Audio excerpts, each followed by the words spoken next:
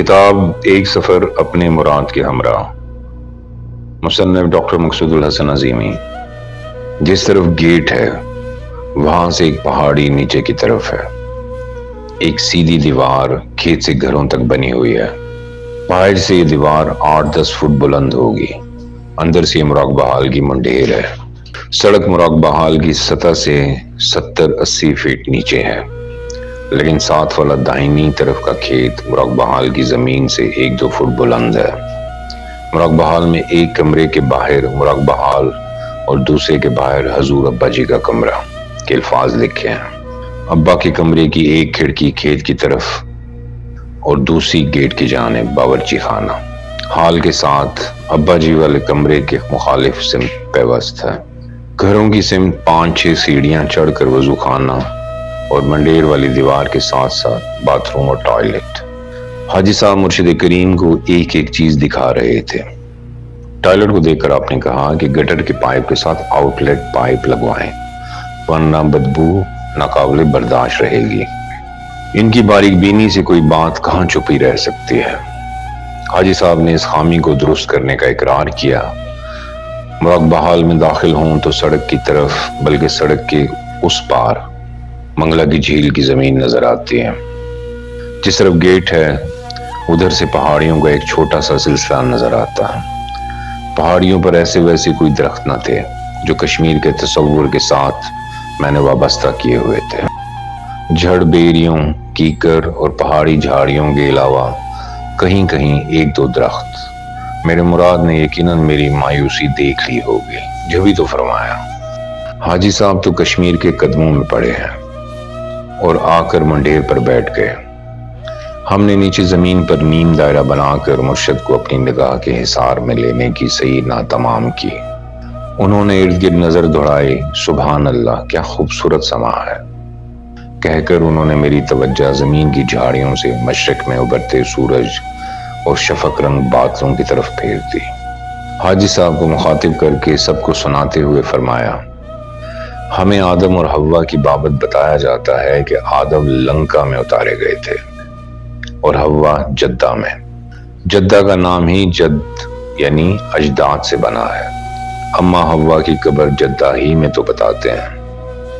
اب ان دونوں کے درمیان اتنا تو مکانی فاصلہ ہوا، کہتے ہیں وہ 500 سال تک ایک دوسرے کو تلاش کرتے رہے۔ اب اگر ان کی عمریں 1000 برس ہوں تو 500 سال تو یہ نکال دیں، باقی عمر میں سے بلوغت، سنیاس اور بڑھاپا نکال کر اندازہ کریں انہوں نے کتنے سال اولاد پیدا کی ہوگی۔ اور پھر یہ اولاد آدم سائبیریا، افریقہ، چین اور جاپان وغیرہ جیسی جگہوں پر کہاں سے آ گئی؟ اگر آدمی جدہ ہی سے نکلا تو آخر اسے کیا پڑی تھی کہ وہ سائبیریا میں جا گھسا؟ وہاں کی موسمی حالات اتنے مختلف ہیں کہ عرب علاقوں کا آدمی وہاں زندہ رہ ہی نہیں سکتا۔ آج بھی اگر ہم وہاں چاہیں تو نہیں رہ سکیں گے۔ اچھا، اب آپ یہ دیکھیں کہ کیکر کا درخت اب کراچی میں بھی ہے، یہاں یہ سامنے کشمیر میں بھی ہے، اور اسی طرح انگلینڈ میں بھی پایا جاتا ہے۔ اسی طرح بادام کا درخت بھی دنیا کے ہر حصے، ہر خطے میں ہوتا ہے۔ اب سوال یہ ہے کہ آخر وہ بادام کا پہلا بیج، کیکر کا پہلا درخت، پہلا آدم کہاں سے آیا اور زمین میں کس طرح پھیلا؟ سوچیں اور بہت سوچ کر جواب دیں۔ بھائی، یہ بہت ضروری سوال ہے۔ حاجی صاحب، میرے یہاں سے واپس جانے سے پیشتر مجھے اس سوال کا جواب چاہیے۔ آپ سب مل کر سر لڑائیں، آپ سب سوچیں، اس پر ذرا رک کر بات کریں، دیکھیں تو صحیح اصل بات کیا ہے۔ پھر مزید جھنجھوڑنے کو ایک اور سوال اٹھایا۔ میدانی علاقوں میں عام طور پر پانی 100-150 فٹ گہرائی پر نکل آتا ہے، تو 3-4 ہزار فٹ بلند پہاڑی علاقے میں کتنی گہرائی میں نکلے گا؟ ہم میں سے کسی نے جواب میں کہا، یہی کوئی 150 فٹ کی گہرائی میں۔ فرمایا، کیوں؟ کیا اسے 3100 فٹ کی گہرائی میں نہیں نکلنا چاہیے؟ پھر خود ہی کہا، لیکن ایسا نہیں ہے، بلکہ اگر آپ پہاڑ کی چوٹی پر بھی کنواں کھودیں گے تو یہی 100-150 فٹ کی گہرائی پر پانی مل جاتا ہے۔ آخر کیوں؟ وہی دعوت غور و فکر۔ قوم نے اسی ایک صفت کو چھوڑا اور خوار و زبوں ہوئی۔ کچھ دیر خاموشی رہی، پھر فرمایا، آپ یہ چٹانیں دیکھ رہے ہیں؟ یہ چٹانیں لڑکتی ٹوٹتی اور ریزہ ریزہ ہو جاتی ہیں، دریاؤں میں ان کی ریت بنتی ہے۔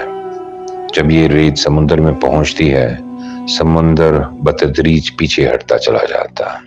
پھر فرمایا، اللہ تعالیٰ نے کائنات میں گراریاں فٹ کی ہوئی ہیں، پھر ہاتھوں کو حرکت دے کر دکھایا کہ چکی یوں چلتی ہے، لیکن پتھر اور چٹانیں اس طرح چلتی ہیں جیسے انسانی معدہ یا کار کا پہیہ، یعنی اوپر سے نیچے اور دوسری طرف نیچے سے اوپر۔ یہ سب حرکتیں ایک دوسرے سے یوں جڑی ہوئی چلتی ہیں کہ ایک حرکت دوسری کو جنم دیتی ہے۔ بھائی نل سے نل جڑا ہوا ہے۔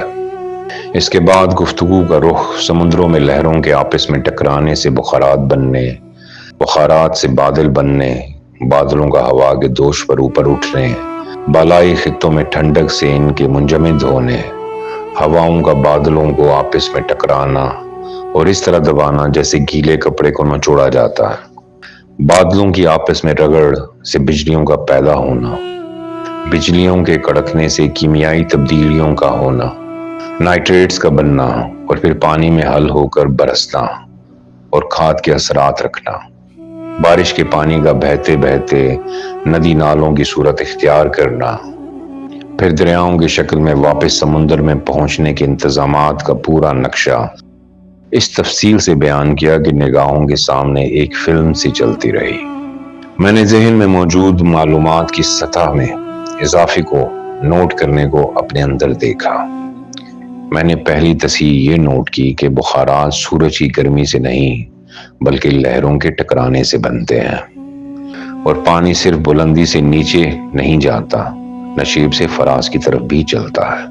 یہ ندی نالے اور دریا پانی کو ایک ویکیوم کے تحت پمپ کی طرح سمندر میں پہنچا رہے ہیں، اور پانی کے نمکین ہونے کی حکمت یہ ہے کہ نمکین پانی میں تعفن پیدا نہیں ہوتا۔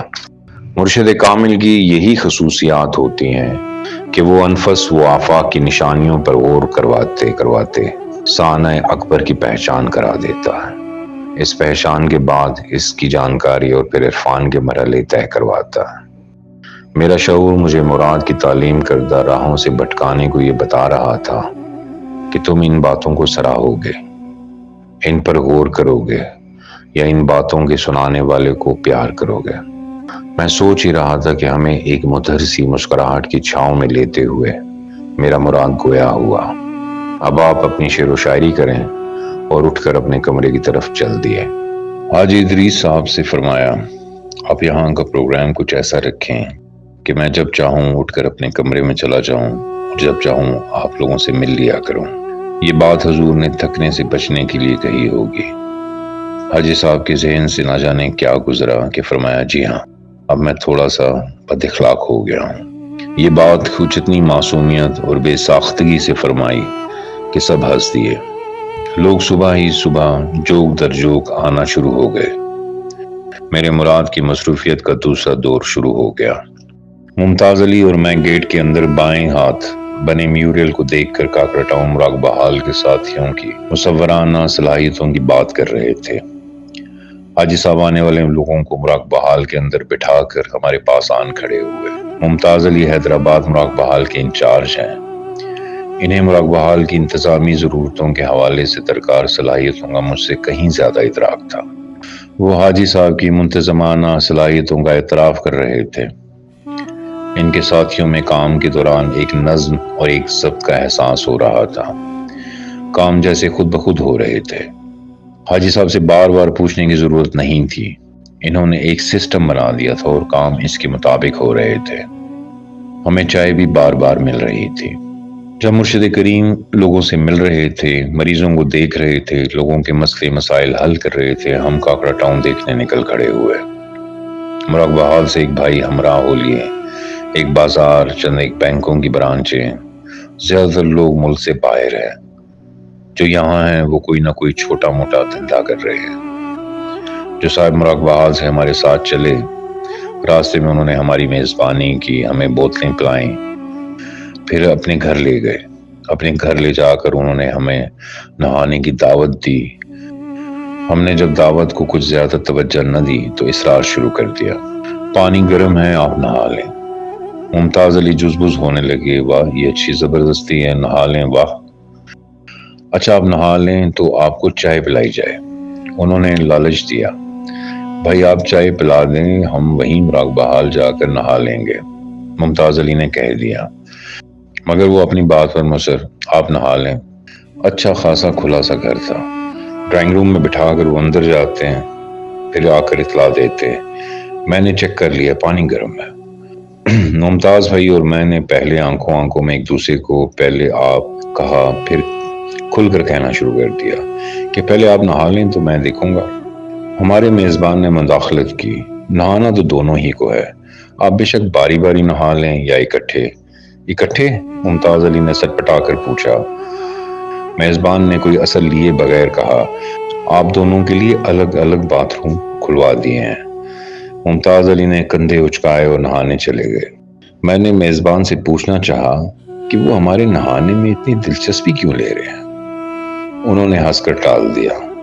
ممتاز علی آ گئے تو میں نہانے چلا گیا، واپس آیا تو ممتاز علی ہنس رہے تھے اور چائے کے ٹھنڈے ہونے پر خوشی کا اظہار فرما رہے تھے۔ میں نے میزبان کے سامنے مہمانی گاہ کے آسائش استعمال کرتے ہوئے پوچھا، آپ نے یہ چائے کا تکلف کیوں کیا؟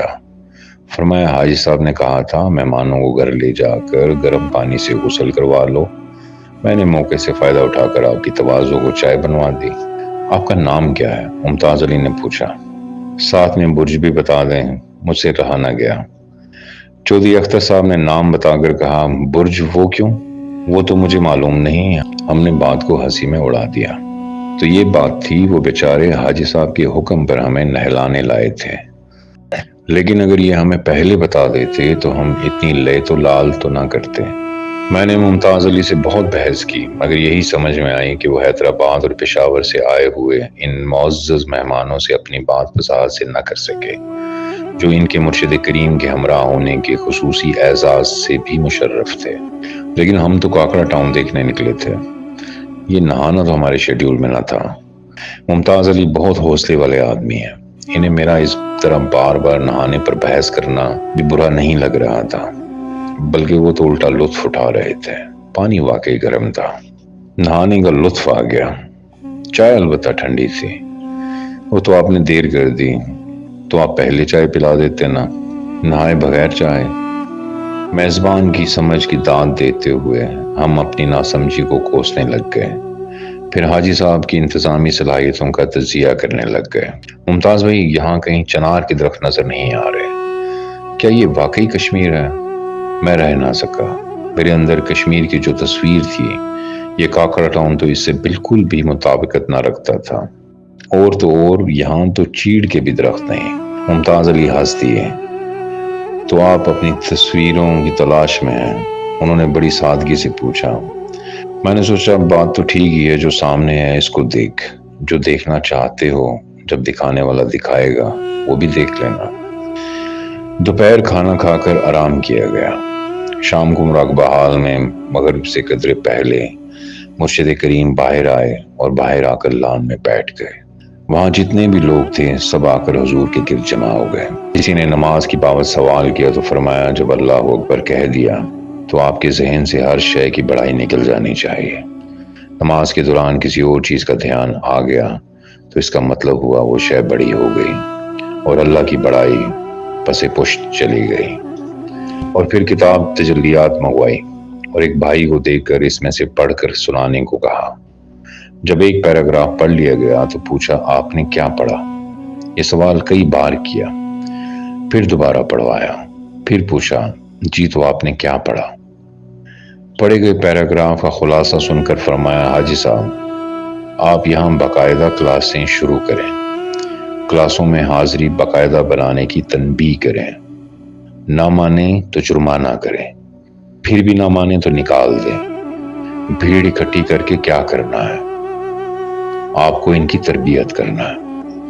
اس دوران فیاض صاحب آئے، ان کی کمر میں شدید درد تھا، انہیں گھاڑی میں لٹا کر لایا گیا تھا۔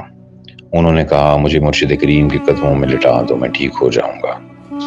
پھر ایک شعر پڑھا، میرا مراد اپنی چھتنار مسکراہٹ پھیلائے انہیں دیکھتا رہا۔ شعر میں سوز و گداز اور محبوب سے اپنے قدموں میں پڑے رہنے کی التجا تھی۔ فیاض صاحب سے میں پہلے بھی مل چکا تھا۔ وہ قصہ شاہ ملوک پڑھنے میں ایک خاص آہنگ رکھتے ہیں۔ مراد نے بڑی ہی توجہ سے انہیں دیکھا۔ وہ اس سے سیراب ہو گئے۔ ایک ہندو کا واقعہ سنایا کہ اس کو اللہ کی کھوج لگ گئی۔ کسی نے کہا جینو پہنو تو اس نے پہن لیا، کسی نے کہا کشکا لگاؤ، اس نے لگا لیا، کسی نے کہا ختنہ کرواؤ گے تو اللہ ملے گا، کسی کے کہنے میں آ کر بالے پہن لیے، کسی کے کہنے پر کڑے۔ وہ حضور قلندر بابا اولیاء رحمت اللہ علیہ سے بھی آ کر ملے۔ کبھی قرآن پڑھتے، کبھی گیتا کے اشلوک، کبھی گرنتھ صاحب کے پاٹھ، ڈنڈے سے کڑے بجا بجا کر پڑھتے۔ انہیں کچھ بھی ہاتھ نہیں آیا۔ مدتیں اس چکر میں پھرنے کے بعد پریشانی سے کھسک گئے تھے۔ ان صاحب کی محرومی کو سن کر مجھے بہت ترس آیا۔ میں نے عرض کی حضور ان کے ساتھ تو بری ہوئی، وہ تو اپنی جگہ مخلص تھے، انہوں نے تو پوری کوشش کی، انہیں اللہ کیوں نہیں ملا؟ فرمایا کسی ایک طرف کے ہو جاتے تو اللہ ملتا، انہوں نے اللہ کو خود تک آنے ہی نہیں دیا۔ میری حیرت کی انتہا نہ رہی۔ یعنی سلوک کی راہوں میں خلوص کے ساتھ ساتھ استواری بھی شرط ہے۔ نہ خلوص کے بنا کچھ ملتا ہے، نہ استواری کے بغیر۔ کسی نے مٹھائی کی پیش کی تو فرمایا شجر ممنوعہ یہ مٹھاس ہی تو ہے۔ انسان کی پوری مادی زندگی مٹھاس پر ہی تو قائم ہے۔ آکسیجن بھی تو مٹھاس ہی ہے۔ درختوں میں جو بھی عمل ہو رہا ہے وہ بھی مٹھاس ہی ہے۔ جب انسان کوما میں جاتا ہے تو اس کو آکسیجن اس لیے دی جاتی ہے کہ مٹھاس کی کمی فوراً پوری کی جا سکے۔ مٹھاس ترک کرنے سے انسان کی دیکھنے کی شکل بڑھ جاتی ہے۔